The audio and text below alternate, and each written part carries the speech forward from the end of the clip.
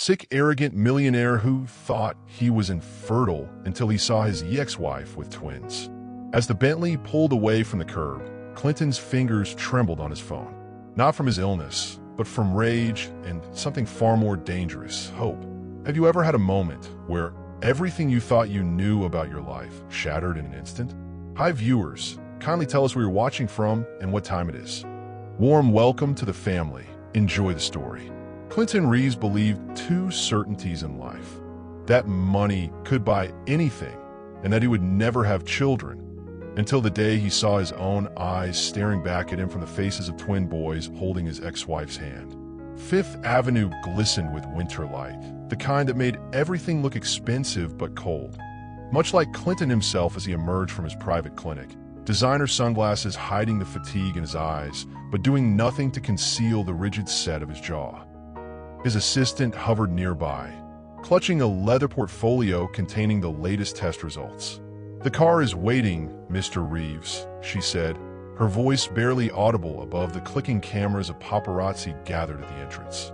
"Tell Johnson to take Lexington," Clinton replied, his voice carrying the clipped authority that had built his real estate empire. "I want to avoid the midtown traffic." The black Bentley pulled away from the curb, leaving the photographers behind. Clinton leaned back against the cool leather seats, removing his glasses to rub the bridge of his nose. The headlines tomorrow would speculate about his health. The mysterious illness that had forced New York's most ruthless developer to cancel 3 major deals in a month. "Sir, I've adjusted your schedule," his assistant said from the front passenger seat. "The board meeting has been moved to..."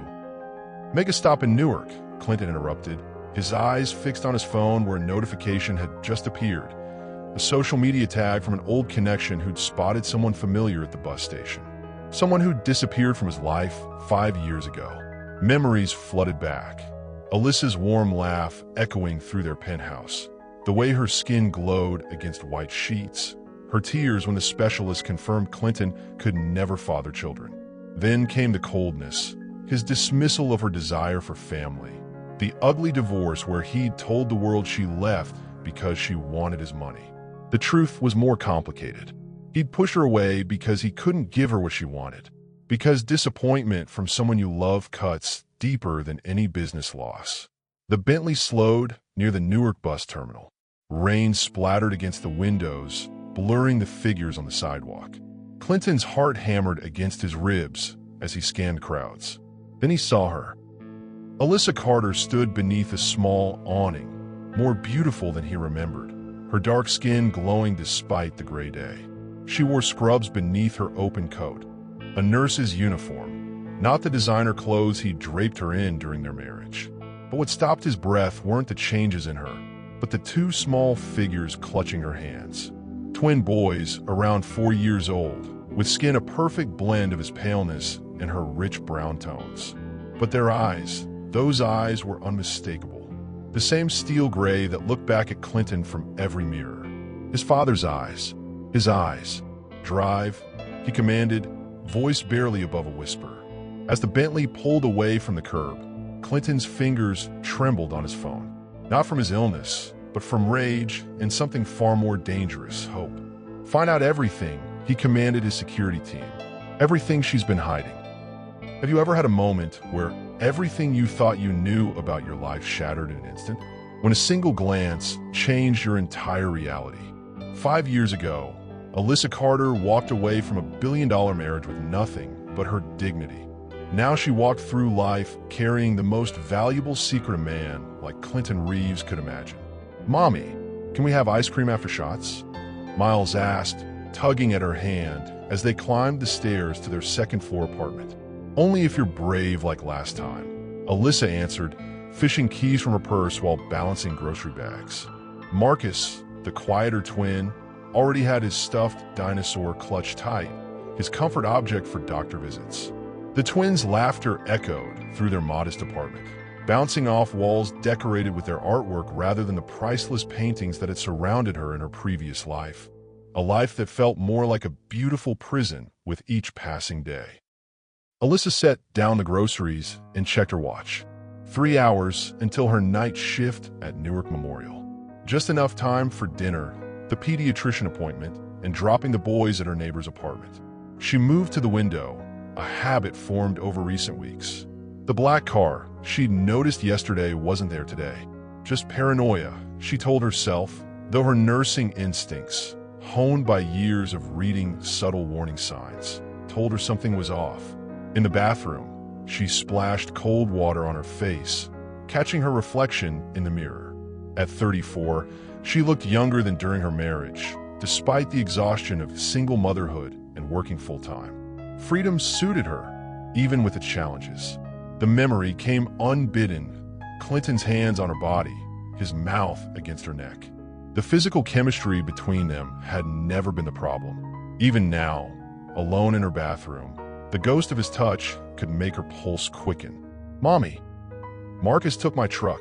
Reality crashed back. She dried her face and returned to the living room where the twins had upended a box of toys. Looking at them, she saw echoes of Clinton, the determined set of their jaws when focused, the analytical tilt of their heads when puzzled. They'd inherited more than just his eyes. The fertility clinic had called it a miracle. After Clinton's devastating diagnosis of infertility, after their marriage had fractured beyond repair, she'd gone alone to try donor insemination. The clinic's mistake, using a mislabeled sample that turned out to be Clinton's from years earlier, stored before his illness, wasn't discovered until she was already pregnant. By then, divorce papers were signed. Clinton had made his feelings clear. No children, no family, just his empire of glass and steel. So she kept the truth to herself, moved to New Jersey, and built a life centered on the miracle boys who came from the union of two people who'd stopped being able to speak to each other. Her phone buzzed with a text from an unknown number. "I know what you've been hiding." Alyssa's blood turned to ice. She looked at her sleeping boys, their faces so much like their father's, and knew her carefully constructed world was about to collapse. What would you hold on to if you had to walk away from everything? What secrets would be worth protecting at any cost? He had practiced this confrontation 1,000 times in his mind, rehearsed every accusation and demand, but nothing prepared Clinton for the moment Alyssa opened her door and time rewound 5 years in the space of a heartbeat.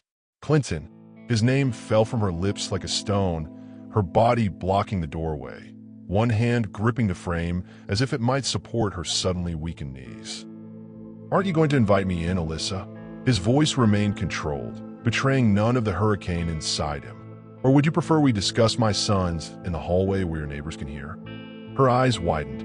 For 3 days, his investigators had followed her, photographed the boys, compiled a file that now sat in his Manhattan office.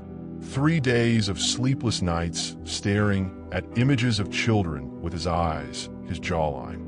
The modest 2-bedroom apartment, with its mismatched furniture and children's toys scattered across the floor, stood in stark contrast to his Manhattan penthouse. Yet somehow, this place felt more like a home than anywhere he'd ever lived. "They're napping," she said, arms crossed defensively.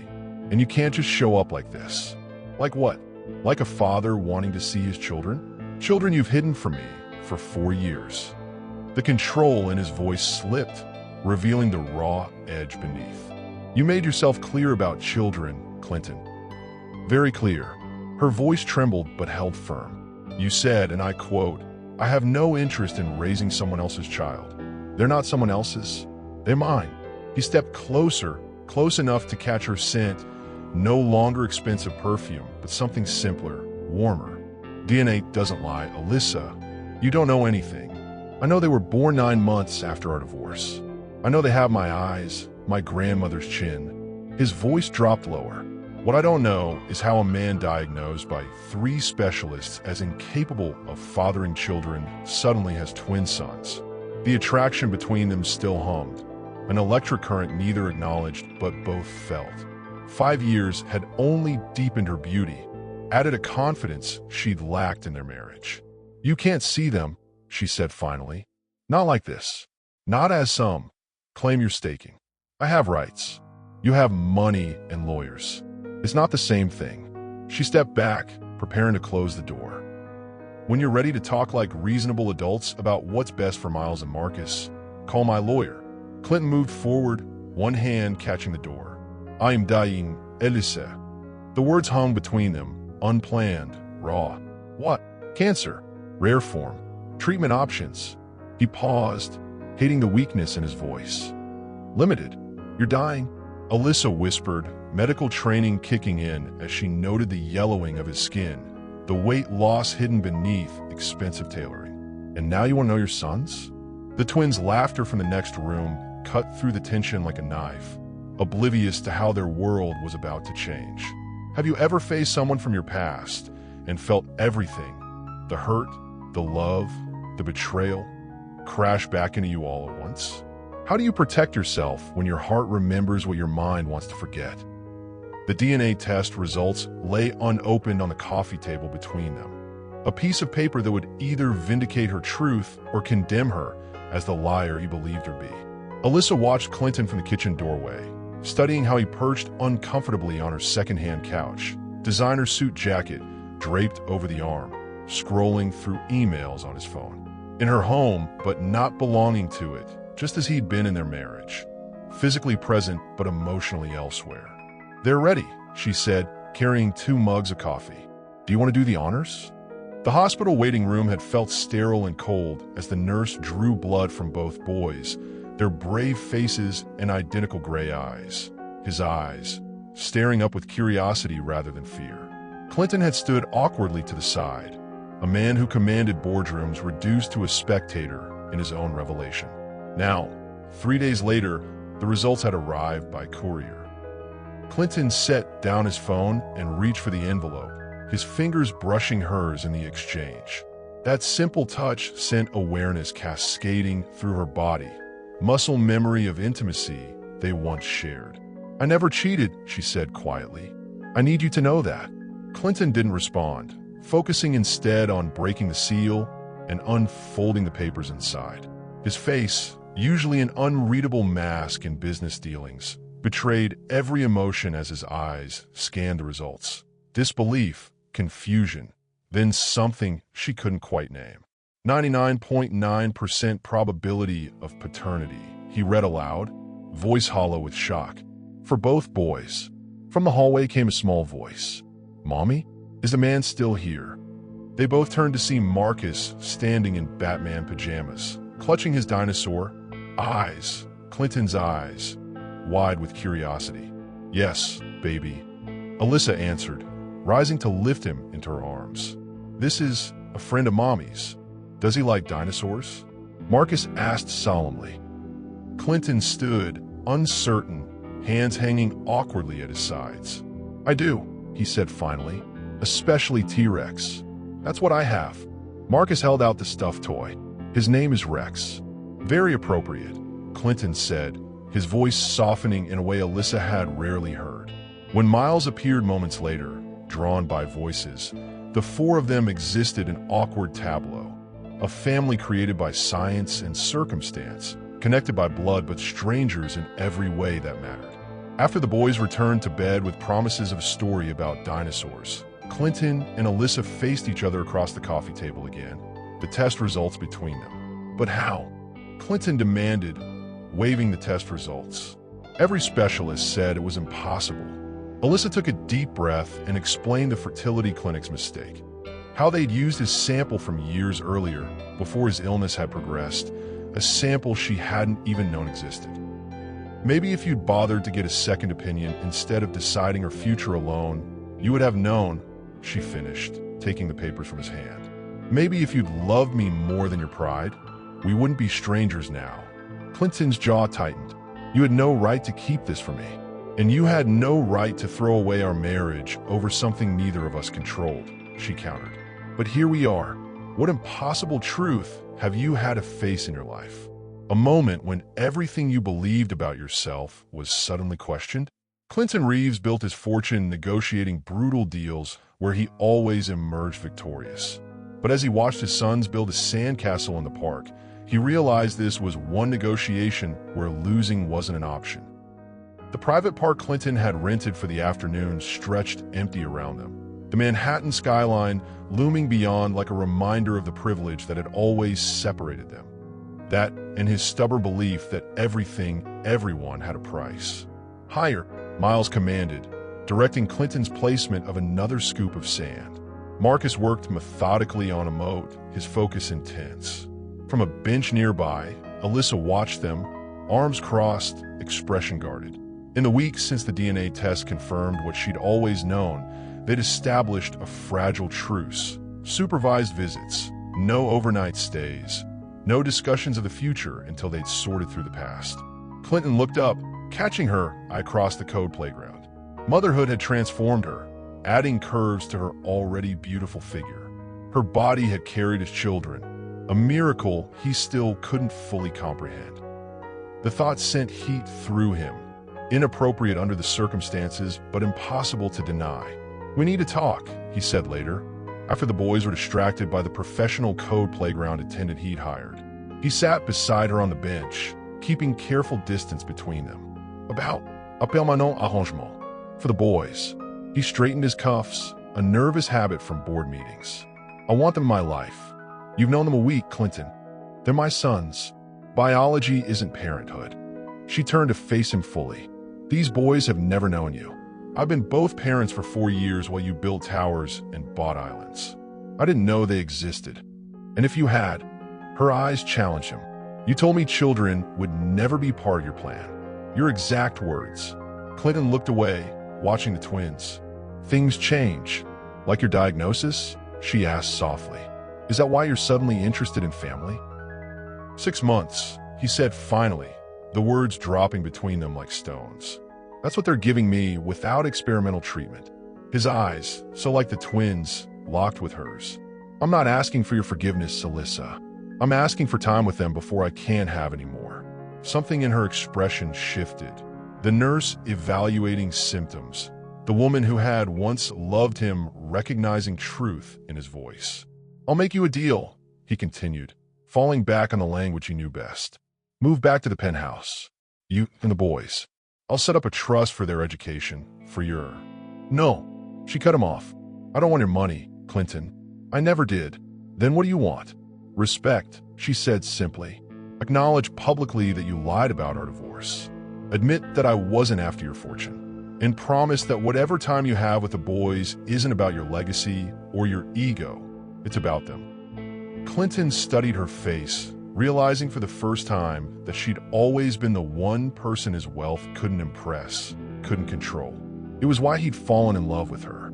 Why losing her had hollowed him in ways business success couldn't fill. "I promise," he said, meaning it more than any contract he'd ever signed. If someone who once broke your heart came back asking for a second chance, what would they need to prove to you? Would terminal illness change your answer?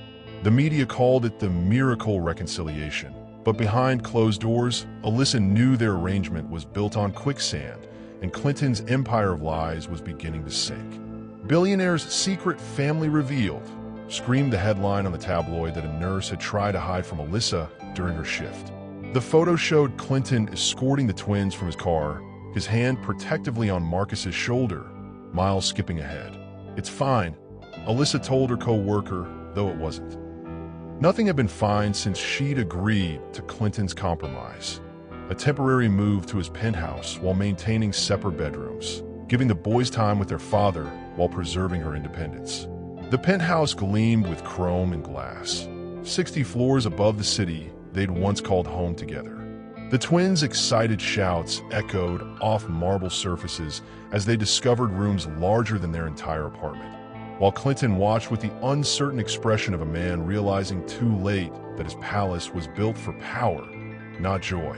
"We've prepared the East Wing for you and the children," Clinton's housekeeper had explained that first day, leading them through hallways Alyssa once knew by heart. "Mr. Reeves thought you might appreciate the privacy." Privacy was an illusion in Clinton's world, where everything was observed, recorded, judged.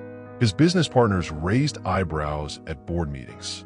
His social circle whispered at charity events, and the press hounded them relentlessly, forcing Clinton to hire additional security. "They're just children," Alyssa snapped one evening after Clinton mentioned the board's concerns about his distraction from company matters. "Not PR problems." "To me, yes," Clinton agreed, loosening his tie as he poured himself a drink. "To the rest of the world, they're the heirs to the Reeves fortune." that makes them targets. It was the first time he'd acknowledged the boys as his heirs. The implication hung between them. He was planning for a future he might not see. The boys adjusted faster than either parent, accepting the sudden luxury with the adaptability of childhood. They called Clinton Mr. Clinton, a compromise Alyssa had suggested until they felt comfortable with anything more intimate. One evening, returning from checking on the twins, Alyssa took a wrong turn in the massive apartment and found herself in Clinton's study. He sat behind his desk, jacket off, shirt unbuttoned at the collar, head bent over medical files. "Sorry," she murmured, turning to leave. "Stay," he said, looking up with eyes shadowed by fatigue. "Please." She hesitated, then entered, taking the chair across from him. On his desk sat a framed photo she'd never seen. The twins at the park, laughing as they climbed on the jungle gym. "Your treatment," she began, medical instincts overriding personal boundaries. "How is it going?" "Brutal," he admitted with a half smile. "But I've survived worse. Like our marriage." The joke slipped out unexpectedly. His laugh seemed to surprise both of them. "Our divorce was worse than the marriage." The moment felt dangerous, too honest, too close to the chemistry that had always existed between them. When she stood to leave, he did too, coming around the desk. In the close quarters, she could smell his cologne, see the slight stubble on his jaw where he hadn't shaved since morning. "Thank you," he said quietly, "for giving me this chance with them." "They deserve to know you," she replied, suddenly aware of how little space separated them. The encounter left her unsettled, memories of their physical connection surfacing at unexpected moments, like now, as she stood in her bathroom after a long hospital shift, catching sight of Clinton through the half-open door. He was changing shirts, his back to her, unaware of her presence. The lean muscles of his shoulders, the familiar line of his spine. Her body responded to the sight before her mind could object. When the phone rang at midnight, Alyssa knew before answering that it was the hospital. Clinton's treatment was failing faster than expected. As she hung up, she found him standing in the doorway of her bedroom, face ashen in the moonlight.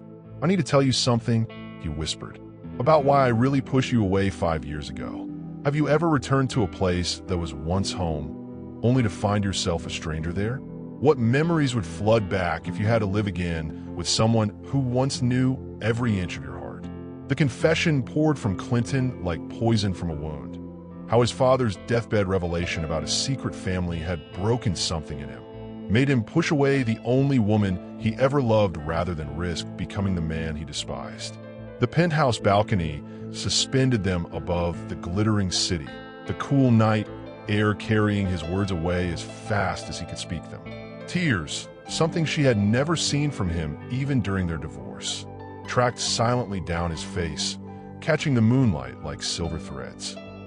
"My father told me he had another family in Boston," Clinton said, hands gripping the railing. "A woman he'd kept for 20 years. 2 daughters I never knew about." Alyssa stood beside him, close enough to touch but maintaining distance. "When was this?" 3 weeks before I told you I didn't want children." His voice sounded hollow. He was dying, just like I am now. Maybe that's why he finally confessed. The pieces clicked into place. Clinton's sudden coldness, the wall he'd built between them seemingly overnight, the cruel words that had driven her away. He had a genetic heart condition, Clinton continued. Passed it to his Boston daughters. One died at 19. The other needed a transplant at 27. He turned to face her. He knew about it when he got my mother pregnant. Knew the risk. Did it anyway. And you thought you had the same condition, Alyssa realized. That's why you pushed me away. Why you said those things about children. I convinced myself I was protecting you. His laugh held no humor. Noble, right? Pushing away the woman I loved so she could find someone who could give her a healthy family. Without asking what I wanted. Anger flared, old wounds reopening. You made that choice for both of us. I was wrong, he admitted. I've been wrong about so many things. The fertility issues, a side effect of medications I was taking for what I thought was my father's condition. He rubbed his face. The ultimate irony, I never had his heart problem. I've been treating a disease I didn't have, which weakened my immune system enough to leave me vulnerable to the cancer I'm fighting now. Alyssa's medical mind raced through implications. Have you been tested? Properly tested? Not until after the divorce was final. His expression twisted with regret. By then, you were gone. I'd driven you away so completely, I thought reaching out would only hurt you more. The weight of wasted years, of needless pain, settled between them. You should have told me the truth, she said finally. I know that now. They stood in silence, the city humming below, until Alyssa spoke again. The twins might have inherited whatever condition you thought you had. Did that occur to you when you saw them? It was my first thought, he admitted. After the shock wore off, their eyes met, shared concern for their sons, creating a bridge across years of hurt. They need testing, she said. Complete genetic workups. I'll arrange it tomorrow. The professional conversation drifted into silence again. Clinton's gaze dropped to her lips, the air between them charging with awareness. Alyssa felt herself swaying forward, drawn by the gravity of shared history and physical memory. Their faces were inches apart when she caught herself stepping back. I should check on the boys. Alyssa, his voice stopped her at the balcony door. I never stopped loving you. But if my medical records were wrong about my fertility, what else might they be wrong about? His hand trembled as he reached for hers. What if I'm not dying after all? Have you ever discovered that someone hurt you for your own good? Does knowing their reasons change how you feel about the pain they caused? The specialist's office felt like a courtroom as they awaited the verdict. Not just on Clinton's life expectancy, but on whether their fragile truce could survive either outcome. The Mayo Clinic's pristine corridors hummed with quiet efficiency as they followed the specialist, Clinton's hand unconsciously finding Alyssa's while they walked. Neither acknowledged the contact, this instinctive reaching for each other in the face of uncertainty, a muscle memory their bodies remembered even if their minds resisted. Mr. Reeves, your previous doctors weren't wrong about your condition, Dr. Elaine Chen explained, displaying scan results on her computer. But they were working with limited information about treatment options. Hope and fear battled in Clinton's expression. Meaning, this new protocol from Switzerland shows promising results for your type of lymphoma. I classify your case as serious, but not terminal, at least not within the time frame you were given. Alyssa's nursing experience helped her translate the medical jargon as Dr. Chen continued. Clinton wasn't dying, at least not imminently. With aggressive treatment, he might have years, possibly decades. The drive back to their hotel passed in weighted silence.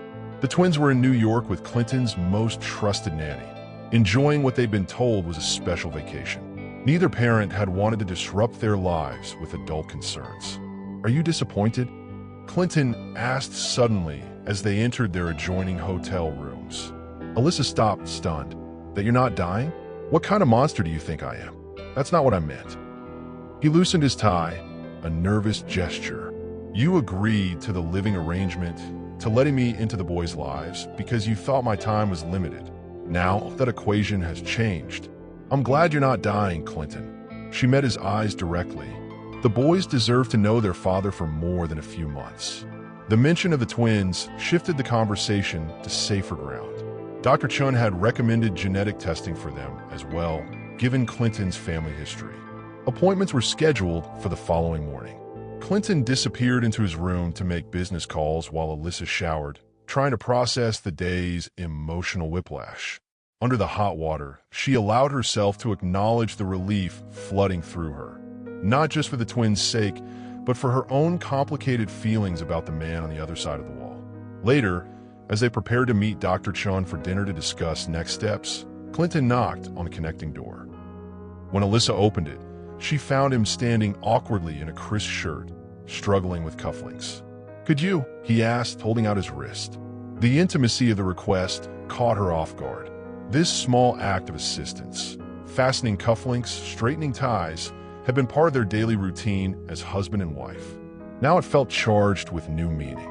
Her fingers brushed his skin as she secured the silver links, aware of his cologne, the warmth radiating from him. When she looked up, his eyes held hers with an intensity that made her breath catch. I miss this, he said quietly. The simple things. Before she could respond, His phone rang with the twins' nightly call. The moment broke, reality rushing back in. At dinner, Dr. Chun reviewed treatment plans and success rates. Clinton asked sharp questions about side effects and recovery times. Alyssa offered insights from her nursing background. They functioned as a team, unified by concern for his health and their children's future. "There's something else in your genetic screening that concerns me," Dr. Chun said as dessert arrived. "A rare marker on chromosome 11. It's not dangerous to you, but it could have implications for your sons." Clinton's grip tightened on Alyssa's hand as the doctor continued. "We should run comprehensive panels on the boys tomorrow. This particular genetic pattern is extremely unusual. I've only seen it twice in my career. What would you do if you prepare to forgive someone you thought was dying, only to learn they might live? Does the possibility of a longer future make forgiveness harder or easier?" The twins' 4th birthday party became a battlefield of old resentments and new fears, with Clinton fighting for a future he might live to see, and Alyssa fighting against the magnetic pull of a man who'd broken her once before. The rooftop garden of Clinton's building had been transformed into a child's fantasy, complete with carnival games, a petting zoo, and a cake taller than the birthday boys themselves. But amid the professional entertainers and champagne-sipping adults, Alyssa noticed Clinton sitting cross-legged on the grass, suit pants collecting stains as he helped the twins build a fortress from building blocks. "They seem happy," Jennifer, Alyssa's former college roommate and one of the few friends who'd stuck by her through the divorce, observed. "All 3 of them. It's complicated," Alyssa replied, watching Clinton laugh at something Marcus whispered in his ear. "Isn't it always?" Jennifer sipped her champagne. "But honey, the way he looks at you when you're not watching, that's not complicated. That's textbook still in love." The genetic testing at Mayo had come back clear. The twins showed no signs of the heart condition that had haunted Clinton's family. However, they did carry the unusual marker Dr. Chun had identified, though its significance remained unclear. Further tests were scheduled. In the 3 weeks since returning from Rochester, their carefully constructed boundaries had begun to blur. Clinton attended Alyssa's hospital fundraiser. She joined him for a business dinner with international clients. They developed routines around the boys, Clinton handling morning preparations, Alyssa managing bedtime stories. The domesticity felt both foreign and familiar, like slipping into clothes from another lifetime and finding they still fit, though not quite the same way. "Mr. Clinton, watch this," Miles called, performing a wobbly cartwheel that sent party guests into choreographed applause. "That's my boy," Clinton responded automatically, then froze, eyes finding Alyssa's across the rooftop. "My boy." The first time he claimed them so naturally, without hesitation. Something shifted in her chest, fear, possibility, or both. Later, after the guests departed and the twins fell asleep surrounded by new toys, Clinton found Alyssa on the rooftop, cleaning up despite the staff he'd hired. "You don't need to do that," he said, loosening his tie. "Old habits." She continued, folding a small chair. "Not all of us grew up with people picking up after us." The subtle jab hung between them.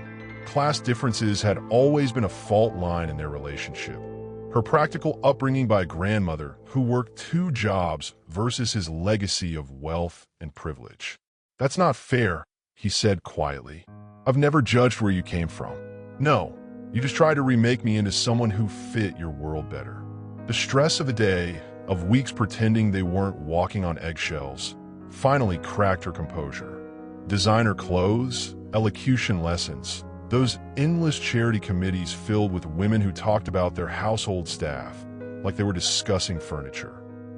"I thought I was helping you adjust," he countered, color rising in his cheeks. "You never said you were unhappy. Would you have listened if I had? You were building your empire. I was just decoration." "That's not true." He stepped closer. "You were everything to me, until you decided I'd be better off without you." The old pain surfaced. "You never asked what I wanted, Clinton. You just decided. I'm asking now." His voice dropped lower. "What do you want, Alyssa?" The question hung between them, loaded with implications.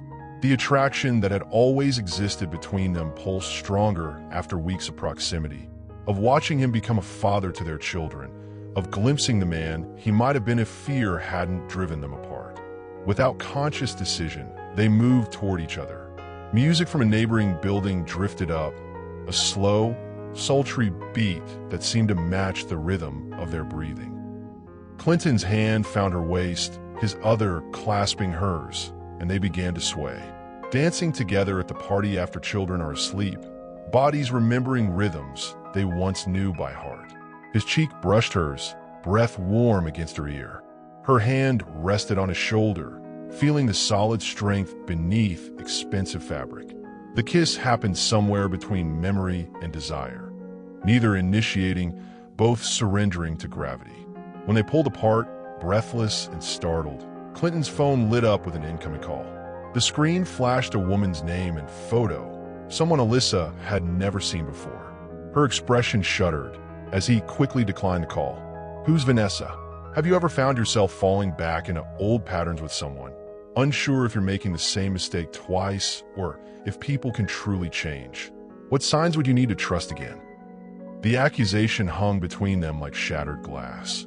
Alyssa demanding honesty while standing on the foundation of her own unspoken truth about the fertility clinic's mistake 5 years ago. Rain lashed against the floor-to-ceiling windows, turning Manhattan into a watercolor blur beyond the glass. Inside, the truth spilled between them in fits and starts, each confession creating a new landscape neither recognized but both had helped create. "Vanessa is my oncology nurse from Memorial Sloan Kettering," Clinton explained, showing Alyssa his call history. "She coordinates with Dr. Chun about my treatment protocol." At midnight, Alyssa challenged, arms crossed defensively. "She works night shifts, like you used to." His voice remained even, though his jaw tightened. "Is this really about a phone call? Or is it about what happened before the phone rang?" The kiss lingered between them, undeniable evidence of feelings neither had fully acknowledged. "I shouldn't have," Alyssa began. "Don't." Clinton stepped closer. "Don't dismiss it. Don't rationalize it away." "Then what, Clinton? We fall back into each other's arms like nothing happened? Like it didn't break my heart? Like I haven't been raising our children alone for 4 years?" "Our children." He caught the slip. "You've never called them that before." "Our children." The fight drained from her suddenly. "There's something I need to tell you about the fertility clinic."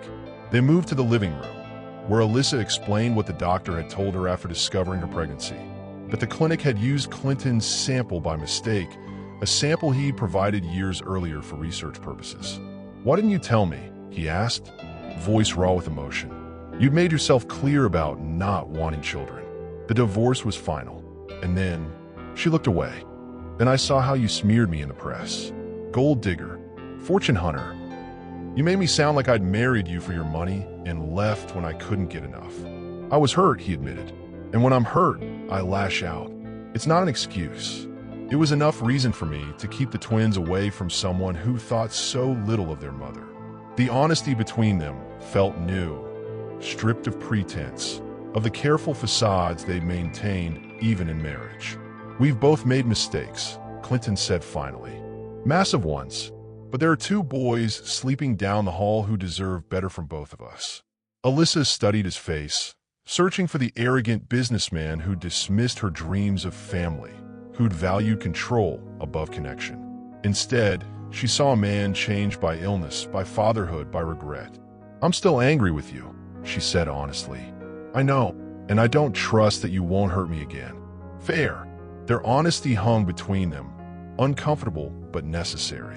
"But," she continued, "I'm tired of living in the past, of letting old wounds dictate our future. The boys deserve parents who can at least be civil." "Civil." Clinton tested the word. "Is that all you want us to be?" The question carried weight beyond its simple phrasing. Rain continued to beat against the windows, creating a cocoon of sound around them. In the dim light, with the city obscured by storm, they could be anywhere.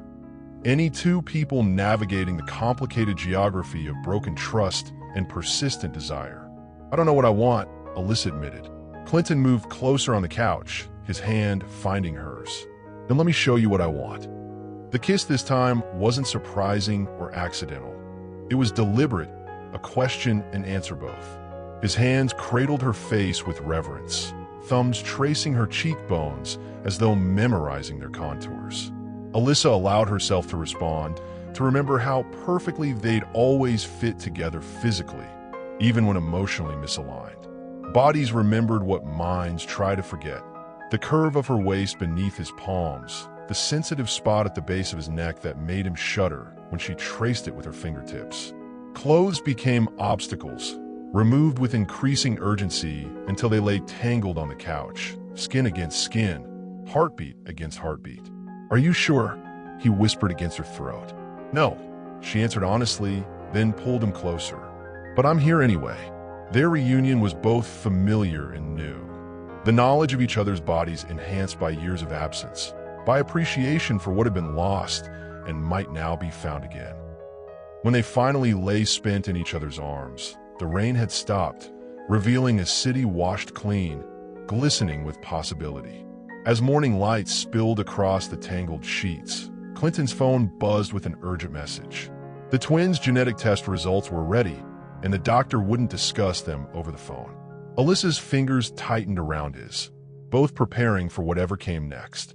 Neither noticed the telephoto lens capturing their reunion from the building across the street. What secrets have you kept to protect someone you love? At what point does protection become its own form of betrayal? Public relations, private wars. The tabloid headlines screamed across newsstands nationwide. Reeves' family reunion. Love or leverage? Forcing Clinton to confront that his business empire and his fragile new family might be on a collision course. The boardroom fell silent as Clinton entered, 20 men and women in identical dark suits staring him down across Italian marble. Behind their practiced neutral expressions, he could read the calculations, how much his personal drama might cost them, whether he was still an asset or now a liability. "Gentlemen, ladies," Clinton said, taking his seat at the head of the table. "I assume you've seen the headlines. The stock dropped 12% yesterday," Harold Peterson, his longest-serving board member, stated flatly. "Investors are nervous about your situation." "My situation?" Clinton's voice carried the edge that had built his empire. "You mean my sons?" "Your alleged sons," another voice corrected, "with a woman you publicly accused of gold digging during your divorce." The photograph spread across the conference table showed everything. Clinton carrying Miles from the car, Alyssa's protective stance at the hospital, their kiss on the penthouse balcony captured through telescopic lenses.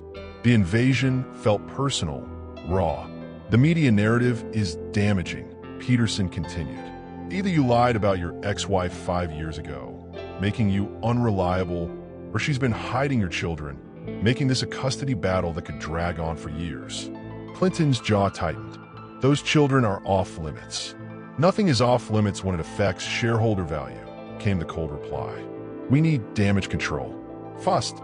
Across town, Alyssa faced her own battle. Reporters camped outside Newark Memorial, shouting questions as she arrived for her shift.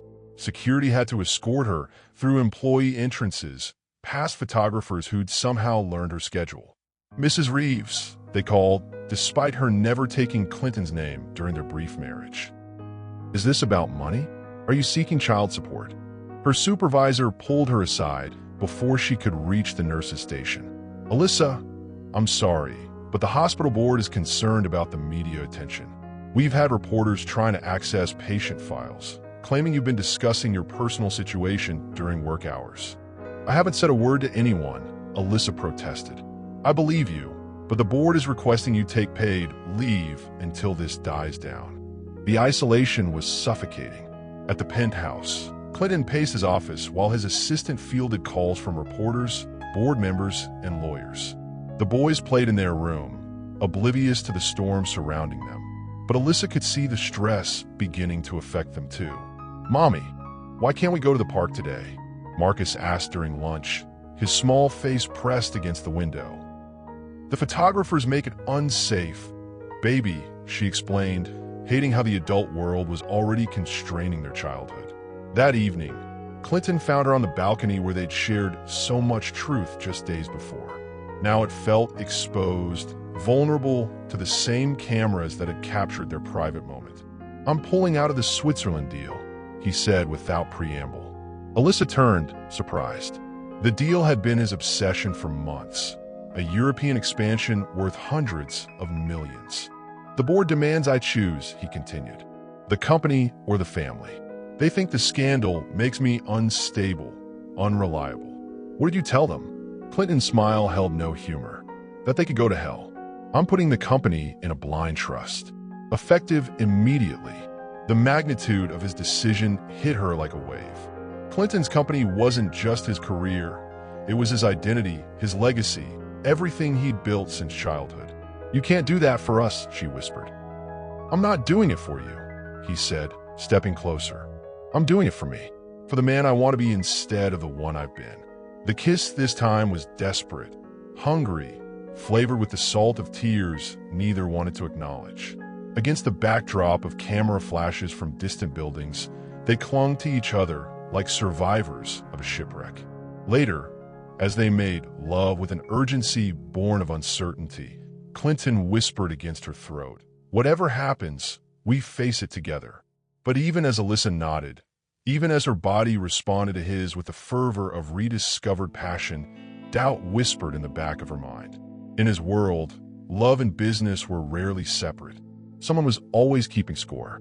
When has your personal life collided with your professional one? How do you balance what you owe to yourself versus what you owe to others who depend on you? Kings and pawns, the chessboard was set. Clinton's business rival making moves against the family, Alyssa receiving anonymous threats, and the twins caught in the middle of a game neither parent knew how to win. The safe room beneath Clinton's penthouse hummed with technology, screens displaying security footage from around the building. This steel-reinforced bunker designed for market crashes and terror threats now served a different purpose. A war room for parents protecting their children from a threat more personal than anything its designer had anticipated. "Victor Chambers," Clinton said, pointing to a photograph on the main screen. "My business partner until 3 years ago, when I discovered he was embezzling funds through shell companies." Alyssa studied the silver-haired man with cold eyes and a politician's smile. "What does he want with us?"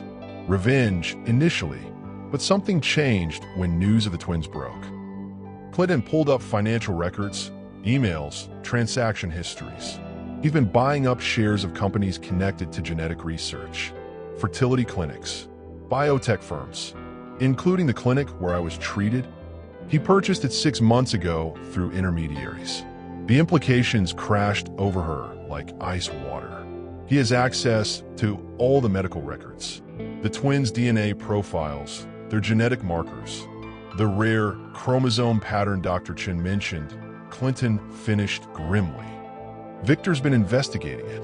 According to my sources, he believes it could be valuable for cancer research, worth billions." Alyssa sank into a chair, mind racing. "That's why he's targeting us. It's not about your business rivalry. It's about the boys." The threatening messages had started small. Anonymous emails suggesting Alyssa was an unfit mother, calls to child services with fabricated complaints. Then the job offer arrived. A prestigious position at a research hospital in California, with a salary triple what she earned in New Jersey. "It's a trap," Clinton said when she showed him the offer. "Get you and the boys away from New York, away from me and my resources. But why not just approach us directly? Offer to buy whatever rights. Because he doesn't want to buy them. He wants to own them. And us." Clinton's expression hardened. "Victor's specialty is finding people's weaknesses and exploiting them. 5 years ago, he fed information about your fertility treatments to gossip columnists during our divorce. The betrayal cut deeper than she'd expected. He orchestrated the media coverage that painted me as a gold digger. And he's doing it again now, but with higher stakes." They worked through the night, building a case against Victor with the help of Clinton's security team and private investigators. The web of corruption went deeper than either had imagined. Falsified medical records, bribes to hospital administrators, threats against researchers who wouldn't cooperate. At dawn, exhausted but determined, they sat across from each other in the safe room, surrounded by evidence of a conspiracy that had shaped their lives for years. "I've been thinking," Alyssa said slowly, "about the fertility clinic's mistake 5 years ago." Clinton looked up from his laptop. "What about it?" What if it wasn't a mistake? What if someone deliberately used your sample, knowing we were getting divorced, knowing I'd keep the children secret? The theory hung between them, transforming their understanding of everything that had happened. If Victor had orchestrated not just their separation, but the twins' very existence, he needed children with our specific genetic combination. Clinton said, pieces falling into place. Your DNA and mine. But he had to ensure they'd be born and raised where he could eventually access them. So he destroyed our marriage, made sure I'd take the fertility treatment alone, and waited for the right moment to make his move. The scope of the manipulation was breathtaking. Victor had played a game spanning years, treating their lives like pieces on a board. Clinton's phone buzzed with a text from an unknown number. Beautiful boys. Shame if something happened to their education fund. They stared at the message, realizing their enemy had just revealed his next move. He's going to claim the twins' trust fund is built on illegally obtained assets. Alyssa breathed. Force us into court. Make the genetic information public record. Not if we get to him first, Clinton said, reaching for his phone. I'm calling every reporter, every prosecutor, every SEC investigator who owes me a favor. As he began making calls, Alyssa watched him transform back into the ruthless businessman she'd once known. But this time, his ruthlessness served something greater than profit. The war for their family was about to begin. When have you discovered that someone you trusted was playing a longer game than you realized? How did you respond when you uncovered their true motives? Sacrificial moves. The whispered conversation in the twins' darkened bedroom was the closest thing to a prayer either had spoken in years. A desperate promise to each other that this time, they would stand together against whatever came next. The safe house in Connecticut sat nestled against autumn woods, miles from the nearest neighbor. No marble, no chrome, no priceless art, just solid walls, dependable locks, and windows overlooking a yard where the twins could play unseen by telephoto lenses or corporate spies. Clinton watched them from the porch, realizing he'd finally built something his money couldn't buy and his enemies couldn't take. Daddy, Miles called, the first time either boy had used the word. The sound hit Clinton harder than any business triumph ever had. 3 days had passed since they'd gone public with Victor's conspiracy. The story exploded across news networks. Genetic theft, corporate espionage, the manipulation of two people's lives to create children for research purposes. Public opinion, previously skeptical of their convenient reunion, shifted dramatically. But Victor wasn't finished. The custody papers arrived this morning. Clinton's lawyer explained over secure video call. He's petitioning for emergency guardianship, claiming you're both unfit parents who've endangered the children by involving them in a public scandal. On what grounds? Alyssa demanded. Your medical history from 5 years ago. He's claiming the fertility treatments were experimental, potentially harmful to the children. And Clinton's cancer diagnosis, combined with his recent decision to step down from the company, suggests mental instability. The cruelty was precise, surgical. Victor had found their deepest vulnerabilities and weaponized them. There's more, the lawyer continued reluctantly. He's claiming the children's rare genetic markers make them valuable research subjects, and that keeping them in an unstable home environment constitutes neglect of their potential contribution to medical science. He wants to turn them into lab rats, Alyssa whispered, hand finding Clinton's. That night, after the boys were asleep, Clinton and Alyssa lay tangled together in the safe house's modest bedroom. Their lovemaking had been quiet, desperate, filled with the awareness that their time as a family might be limited. I have an idea, Clinton said afterward, fingers tracing patterns on her bare shoulder. But you're not going to like it. Tell me. I give Victor what he wants. I sign over custody of the boys to him, publicly, in exchange for dropping all claims against you. Alyssa sat up, stunned. Are you insane? Hear me out. Once the custody transfer goes through, he'll have legal guardianship, but not genetic rights. The boys' DNA, their medical information, that stays with their biological parents. Us. Clinton, no. I won't let you sacrifice yourself. It's not a sacrifice if it's temporary. His eyes held hers steadily. Give me 6 months. I'll find evidence of his real motives, prove he's exploiting the children for commercial purposes. Family court will reverse the custody order. And if they don't, if something goes wrong, then at least you'll be free. You can rebuild your life somewhere he can't touch you. The argument that followed was fierce but quiet, their voices hushed to avoid waking the children. In the end, it wasn't logic that swayed her. It was the recognition in Clinton's eyes, the same desperate love she felt for their sons. 6 months, she agreed finally. But I'm not disappearing. I'm staying close, fighting this from the outside. They spent their last night as a complete family, making memories to sustain them through separation. Bath time became a celebration. Bedtime stories stretched into elaborate adventures. Every ordinary moment felt precious, finite. At dawn, as they prepared to return to New York for the custody hearing, Marcus tugged at Clinton's shirt. "Are you leaving again, Daddy?" Clinton knelt to the boy's eye level, his composure cracking. "For a little while, buddy, but not because I want to. Will you come back?" Wild horses couldn't keep me away. As their car pulled away from the safe house, Alyssa watched the building disappear through the rear window. In 3 days, Victor would have legal custody of her children. But he wouldn't have their love that belonged to the family he'd tried to destroy. The real battle was just beginning.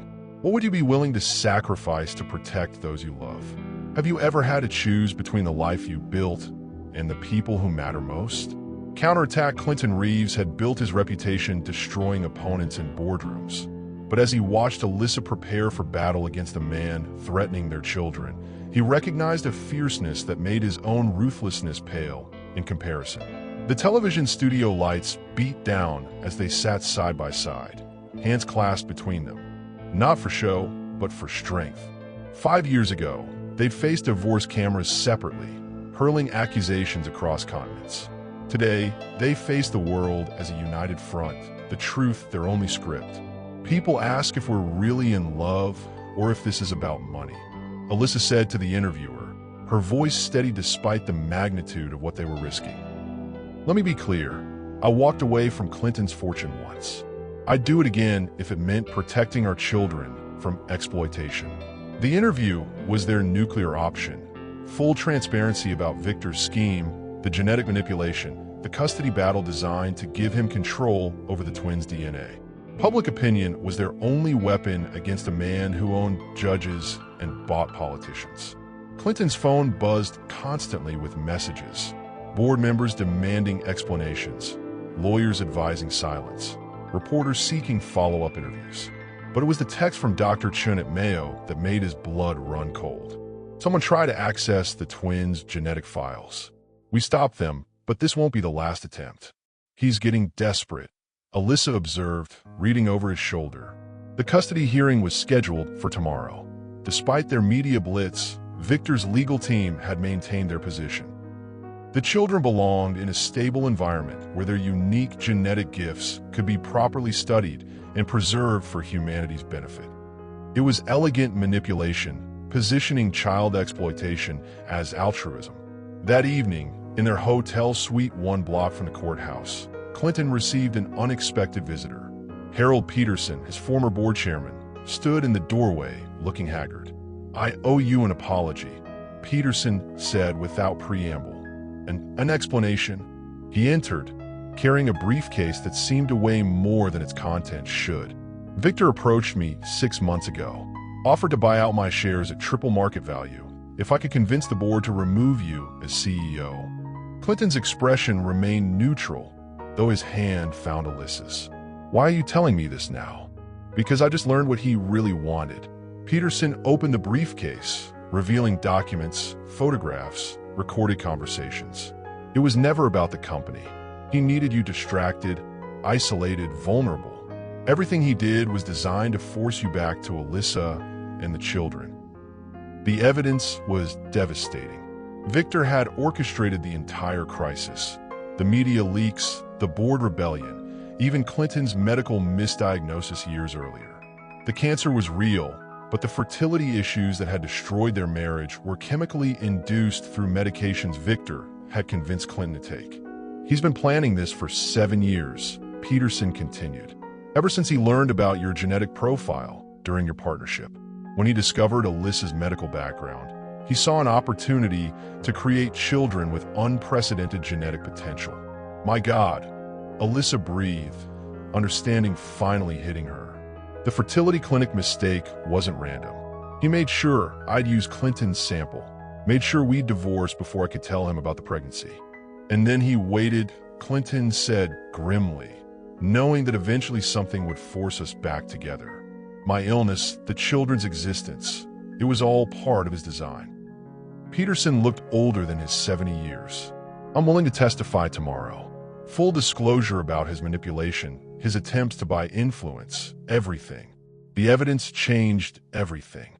By midnight, Clinton's legal team had prepared a new strategy. Instead of defending their fitness as parents, they would expose Victor as a criminal who had manipulated multiple people's lives in pursuit of genetic material. As they prepared for bed, Alyssa caught Clinton's reflection in the bathroom mirror. The man looking back at her bore little resemblance to the arrogant tycoon she divorced. Illness, fatherhood, and love had carved new lines in his face, marks of character rather than age. Whatever happens tomorrow, she said, moving behind him to wrap her arms around his waist. I want you to know, I love who you've become. He turned in her arms, this man who'd sacrificed his empire for their family, who'd been willing to surrender his children to protect them. Their lovemaking that night was different, not desperate or hungry, but certain. They moved together with the confidence of people who'd found their way back to each other through the darkest possible circumstances.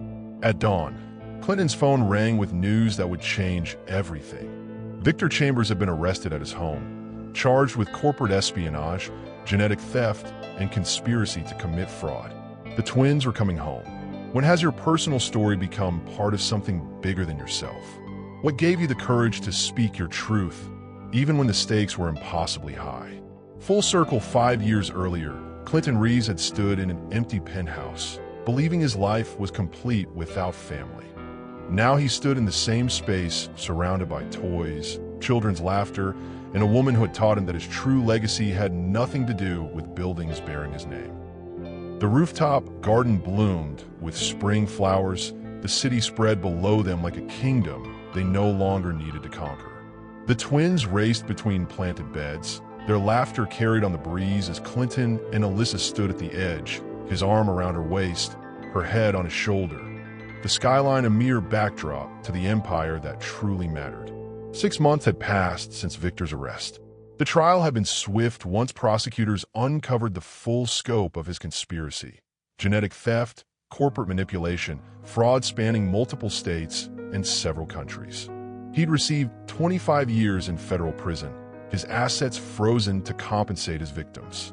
Clinton's company had thrived under new management, stock prices reaching record highs once the scandal cleared.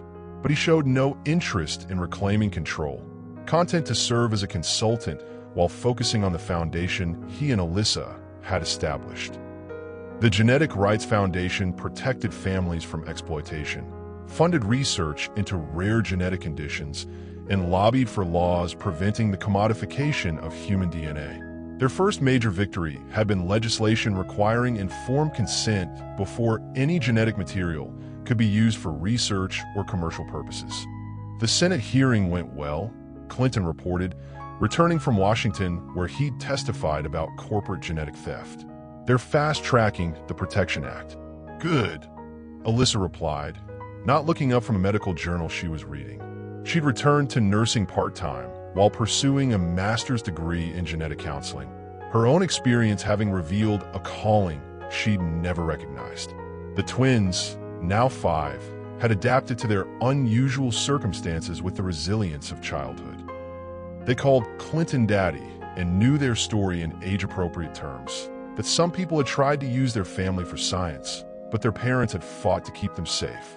Miles was showing early signs of Clinton's analytical mind, while Marcus had inherited Alyssa's gentle empathy. Both carried the rare genetic markers that had made them valuable to Victor, but also held potential for advancing cancer research on their own terms when they were old enough to choose. I have something for you, Clinton said that evening as they prepared for bed in the master suite they now shared. From his nightstand, He withdrew a small velvet box. "Clinton, we agreed. Not what you think," he interrupted with a smile. "Open it." Inside lay not an engagement ring, but a simple gold band inscribed with coordinates. The exact location where they'd first kissed as husband and wife 7 years ago in a different lifetime. "I know we can't undo the past," he said, taking the ring and slipping it onto her finger. "But I want to write a better future. Will you marry me? Again? Properly this time."